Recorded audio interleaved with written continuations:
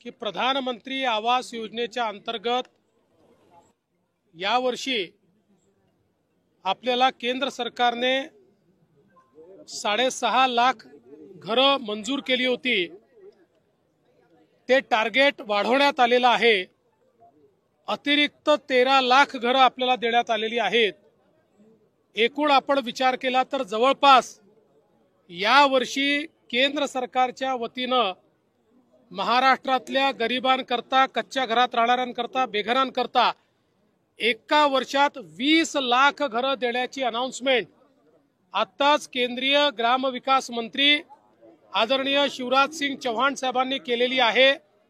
महाराष्ट्राला मोदी सरकारने दिलेली ही अत्यंत मोठी भेट आहे आणि देशाच्या इतिहासामध्ये कुठल्याच राज्याला आजपर्यंत एका दिवसात किंवा एका वर्षात इतकी घरं मिळालेली नाहीत। ती 20 लाख घरं आपल्याला मिळालेली आहेत।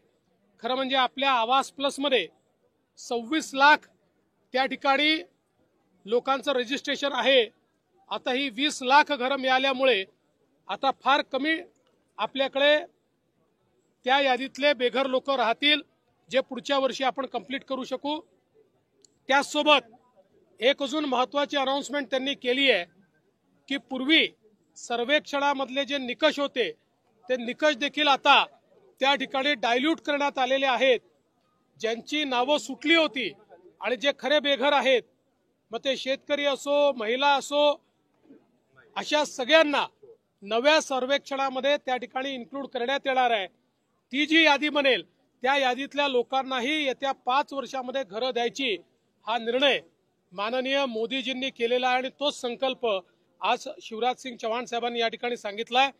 मी महाराष्ट्राच्या वतीनं माननीय देशाचे प्रधानमंत्री मोदीजी आणि केंद्रीय ग्रामविकास मंत्री शिवराज सिंग चौहानजी या दोघांचेही मनापासून आभार मानतो की आज 20 लाख घरं त्यांनी महाराष्ट्राकरता